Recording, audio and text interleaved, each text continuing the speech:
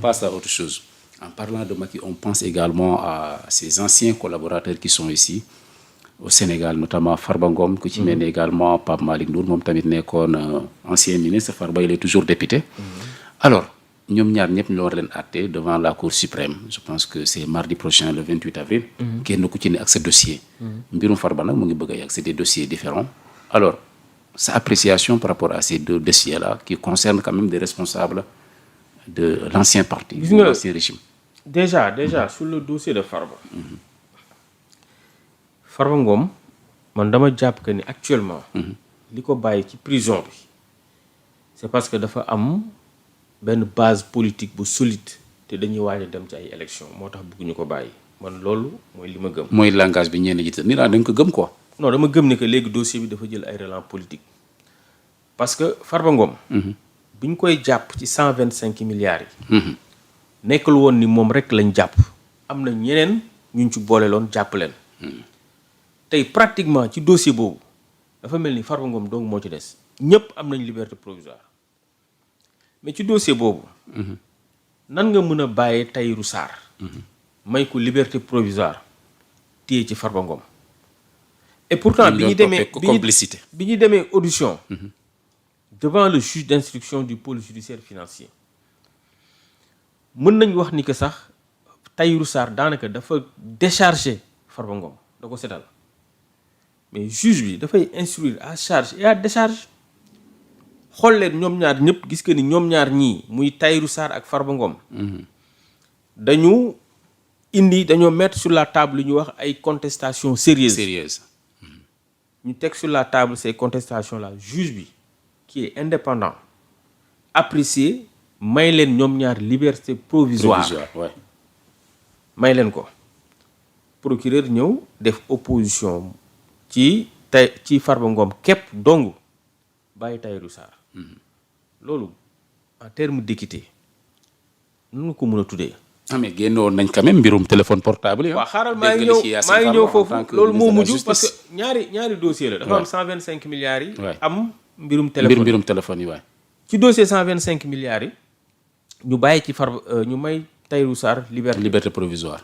maintenir Farba Ngom ci biir kaso bi. ses avocats saisir la chambre d'accusation. chambre d'accusation bi ne d'accord li juge d'instruction bi wax dama koy dëggal. Farba Ngom indi na ay contestations sérieuses Farba Ngom nañ ko bàyyi defal ko liberté provisoire. procureur bañ def pourvoi léegi pourvoi boobu moom la ñu war a àtte le mardi prochain. mardi 28 avril ouais. Et foofu dama bëggoon interpeller la Cour suprême xamal leen que ni nañu comme nañ ko doon defee rek. nañu wax droit bi nañu àtte comme nañ koy defee. dama am si ñoom nag yaakaar. man duma koy ŋàññi justice. Et je sais que c'est des magistrats intègres, c'est des magistrats dignes, c'est des magistrats qualifiés. ñoo nekk au niveau de la Cour suprême. Donc dossier Farba Ngom bii nañu prononcer le droit. te jàpp nga ne bu ñu prononcer le droit. dina ci génn mais bu ñu prononcer le droit parce que le juge d'instruction dëggal ni kii war nañ ko mën a jox liberté provisoire. procureur def appel. nga saisir chambre d'accusation. chambre d'accusation confirmé li juge d'instruction bi wax. mais ñaari juges yooyu mënuñu juum nga jógee defaat pourvoi. man jàpp naa que ne tey Farba Ngom ma waxati ko. mënoo ko topp ci benn dossier. ña ngi leen toppandool ñëpp nga baleen. nga continuer maintenir Farba Ngom. dans les liens de la détention. sans que da nga tudd la question de la base politique nga jàpp ne loolu moo ko fa bàyyi mais Babacar xalaat nga benn yoon ni Pastef Ousmane Sonko ak dayoo bi mu am ci réew mi ñu ngi bàyyi xel Farba Ngom boo war a mën a tax ñu téye ko foofu. waaw xam nga ndax. ak li jot a xew ci élection yi fi jàll. bon y a la présidentielle après y a les élections anticipées législatives ak score bi Pastef am. non du ma xuus sax ci débat politique boobu quoi mais. impression bi ma am mooy que ni Farba Ngom c'est des calculs politiques. moo ko bàyyi ci biir kaso bi. man impression boobu laa ci am te sama yeneen naataango. am nañ impression boobu. gis-gis boobu. parce que tey boo xoolee et c'est le même cas avec le ministre Moustapha Diop. Moustapha Diop. mais le ministre Moustapha Diop moom du mooy maire Louga. mais ba léegi mu ngi ci kaso bi. son dossier n'a pas avancé. donc c'est comme si tey ñi nga xam ni. nee nañ sax prochainement dina am. benn tey maa ngi koy lire ci kii. voilà benn confrontation bu am. dafa mel ni tey entre moom ak Tabaski Ngom. dafa mel ni tey ñi nga xam ni c'est les maires. et que ñu am benn aura benn représentativité. ci seeni localité mais dafa ñooñu ba léegi ñoo ngi ci biir kaso bi seen dossier avancé wul. et pour fàtte que ni bientôt on va vers les élections territoriales. donc ak ni justice bi di doxee. mënuñu ñu bañ a pousser. ñu am cette réflexion. le ministre Moustapha Diop ba léegi dossier am ça n'avance pas.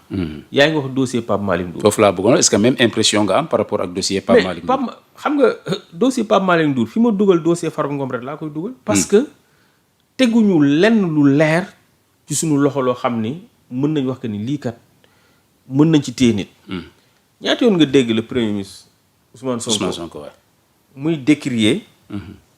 procédure bu reddition tournure bu reddition des comptes bi reddition am ñaata yoon lay taxaw ne bi reddition des comptes bi amee ba léegi amul benn renvoi bu ñu def devant la chambre de jugement amul mais ñaata ça fait 2 ans combien de dossiers on a mis sur la table ba léegi amagul benn koo xam ne renvoyé nañ ko devant la chambre pour que ñu mun ko àtte ñu mun ko juger waaw léegi loolu ana efficacité bi parce que tout simplement am na procédure yu bari yoo xam ni man jàpp naa que ni liggéey bi ñu ci waroon def defuñu ko. gis nga boo jëlee dossier ci cadre reddition des comptes. yi nga surtout nag mu nekk rapport boo xam ni CENTIF moo ko produire. xam nga CENTIF dans sa démarche moom ces procédures ne sont pas contradictoires. bari nañu koy ŋàññee loolu. waaw non parce que noonu lañ ko tëggee. parce que en réalité CENTIF du corps de contrôle. CENTIF c'est un service financier administratif. C'est un service de renseignement financier administratif. liggéeyam mooy ñu defal ko benn signalement mu enquête am ay éléments dem jébal procureur. soxlawul def rapport am jébal ko procureur. soxlawul mu lay déglu CENTIF noonu lañ ko tëggee. maintenant CENTIF comme ces rapports ne sont pas contradictoires CENTIF bu jëlee rapport am jox ko procureur financier procureur li mu war a def mooy jël rapport bi def délégation judiciaire jox ko la gendarmerie wala la division des investigations criminelles ne leen yaatal leen xóotal leen parce que bu leen yaatal leen xóotal leen DIC wala gendarmerie bu ñuy yaatal di xóotal dinañ woo nit ki au moins mu mën a indi ces éléments foofu contradiction bi dina am mun leen man lii ak lii virement bi lii ko waral lii ak lii moo ko waral ñu échanger DIC su paree rendre procureur bu xoolee que ni nit ki am na ay éléments de réponse yu plausible mais mu yemale fa dossier bi mais lan mooy xew CENTIF day jël rapport bi jox le procureur financier automatiquement procureur jox ko juge d'instruction nga ñëw ñu déglu la ñu déglu la def la mandat de dépôt léegi nag bu ñu la defee mandat de dépôt ba nga dugg ci kaso bi ñu continuer seen enquête léegi moment bi ñuy continuer seen enquête yow yaa ngi des ci biir kaso bi mais loolu ça pose problème loolu moo waral parfois nit di nekk mandat de dépôt def 17 mois te kenn di ko auditionné c'est le cas de Daha Diallo koo xam ni moom lañ njëkk a arrêté sax ci reddition des comptes mais ba léegi kooku def na 17 mois auditionné wuñ ko barki démb yaa ngi dégg kaaw Maodo Malick Mbaye 9 mois xawma ñaata mois auditionné wuñ ko kenn dégluwu ko léegi lu parce que tout simplement bu ñu jotee rapport bi rek déglu nañ la mandat de dépôt léegi bu ñu doon def li ma la wax bu CENTIF indee rapport am jox la parquet financier parquet financier avant muy woo nit ki jox ko dig woo ma sàmba ñu waxtaan xool mais bu ñu xóotalee éléments yi waa dig dinañ am ay éléments de réponse bu dossier bi delluwaatee ci procureur dina fekk procureur am éléments yëpp soit ñu woo ko def renvoi ñu àtte wala ñu bàyyi ko mais reddition des comptes bi ni muy doxee respecté wul ak yelleefu nit ñi te ñun en tant que droit de l'homme on n'est pas contre la reddition des comptes parce que li ñu gëm mooy képp ku ñu dénk da nga war a rendre compte ñun loolu lañ gëm mais bu ñu demee nag ba xam ni procédure bi dafay jalgati ak yelleefu nit ki dañ koy condamner bu ngeen fàttalikoo CREI yi problème boobu la ñu amoon ak CREI yi parce que CREI yi respectul woon ak yelleefu doomu aadama yi parce que CREI yi bu ñu la fay àttee bu ñu la xësee ba condamné amuloo sañ-sañ nga def appel le principe du double degré de juridiction amul woon ci CREI yi ba tax na ñu xeexoon ko ba ñu indil ñu pôle judiciaire naam pôle judiciaire baax na parce que am na un collège de juges d'instruction am na une chambre d'accusation am na une chambre de jugement am na chambre d'appel maanaam surcomposition pôle judiciaire financier amuñu lenn luñ ci wax lépp baax liñ ciy dénoncer rek mooy rapport scientifique yi ni ñu koy joxee procureur du ko xóotal du ko yaatal procédure ñu woo ci nit yi ñu déglu leen def mandat de dépôt bàyyi leen fa pendant 9 mois 10 mois 17 mois loolu moom dañ koy dénoncer merci on avance un peu Babacar wax ci leneen muy la convocation des partis politiques par le ministre ou le ministère de l'Intérieur tout simplement Mouhamadou Bamba Cissé fas yéene waxtaan ak ñoom ci processus électoral bi xam nga ne nag processus bi wax nga ko sànq en 2027 peut-être on s'achemine vers des élections municipales alors inquiétude yu bëri woon na ci notamment du côté de la société civile et de l'opposition convocation bi je pense que c'est le 30 avril alors bi nga ko déggee ban sentiment ban jàngat nga ci am waaw bi ma ko dégloo sentiment de satisfaction laa ci am parce que déjà je rappelle que société civile aussi joué na ci rôle bu am solo à travers des alertes voilà parce que xam nga ñun ay weer ci ginnaaw waa FDR muy Front pour la défense de la démocratie et de la République ouais. déjà dañ demoon seeti waa COSC bu professeur Babacar Gueye ak bu Ndiaye Cissé jiite ñu waxtaan ak ñoom wax leen seeni doléance li leen metti ci processus bi ak question yu bëri yoo xam ne jàpp nañ le fichier ainsi de le suite. fichier voilà war nañ ci mën a waxtaan quoi bi ñu fa jugee ñu ñëw également ci suñu siège au niveau du forum du justiciable waa FDR waxtaan ak ñun ci la nag société civile dem seeti ak le professeur Babacar Gueye ak Moundiaye Cissé ñu dem seeti le ministre de l'Intérieur waxtaan Bamba Cissé ñu waxtaan ñu xamal carrément ministre de l'Intérieur ne ko kat waa les partis politiques lii mooy seeni loolu après bi ñu waxtaanee le ministre de l'Intérieur également moom ci agenda am il avait déjà prévu de recevoir les partis politiques rencontrer leen donc séance tenante ils ont accepté mu fixer la date du 30 kenn ku ci ne war a am benn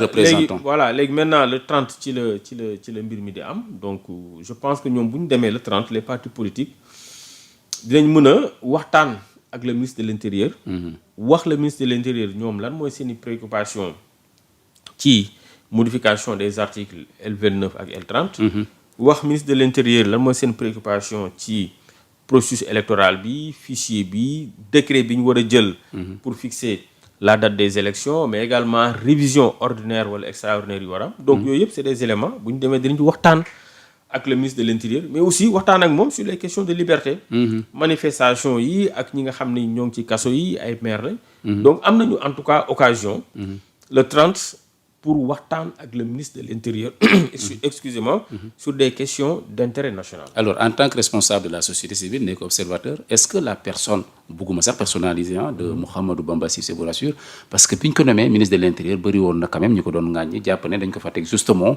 pour mu mën a servir les intérêts de Pastef ban Mouhamadou Bamba Cissé ngeen rencontré comme jotoon ngeen fa dem. Est-ce qu'il est rassurant? Bon déjà man le ministre de l'Intérieur Maître Bamba Cissé man jàpp naa que ni c'est un homme rigoureux c'est un homme intègre le ministre de l'Intérieur Maître Bamba Cissé dama ko xam avant muy doon ministre de l'Intérieur c'est un ministre qui est très flexible te li may wax nag lu ma gëm la parce que yàlla def na sax ba léegi dewuma bureau ba léegi tooguma ak moom dewuma bureau mais rigueur laa gis ci moom honnêteté laa gis ci moom courage laa gis ci moom et puis un ministre qui est très flexible parce que bi fi Moundiaye Cissé ak professeur Babacar Gueye demee waxtaan bi c'était vraiment relaxant et puis cordial donc man jàpp naa que ni bon jusque là le ministre de l'Intérieur fait correctement son travail. Donc les suspicions ne tiennent pas. waaw les suspicions xam nga nag acteur politique moom ak ministre de l'Intérieur musuñu juboo un acteur politique ak le ministre de l'Intérieur c'est comme ça. Et ils le disent parce que il a été avocat également de l'actuel premier ministre donc chef du parti Pastef. mais man jàpp naa que ni peut-être link boobu ñuy def entre lui et mais xam nga bon le premier ministre aussi mais nañu juger Maître Bamba Cissé buñ ko jugé en tant que avocat wu. ci proximité am voilà en tant que avocat wu Ousmane Sonko buñ jugé Maître Bamba Cissé en tant que quelqu'un qui est très proche du premier ministre Ousmane Sonko, mais nañ ko jugé Maître Bamba Cissé en tant que ministre de l'Intérieur. Est-ce que Maître Bamba Cissé moo ngi respecté procédures yi. Est-ce que Maître Bamba Cissé moo ngi prôné benn dialogue inclusif sur les questions liées au processus électoral. Est-ce que pour man tey bu ñuy àtte Maître Bamba Cissé dañ koy xool en tant que ministre de l'Intérieur. Est-ce que li mu warloo ak la société civile moo ngi koy def. Est-ce que li mu warloo ak les partis politiques est-ce que Maître Bamba Cissé moo ngi koy def.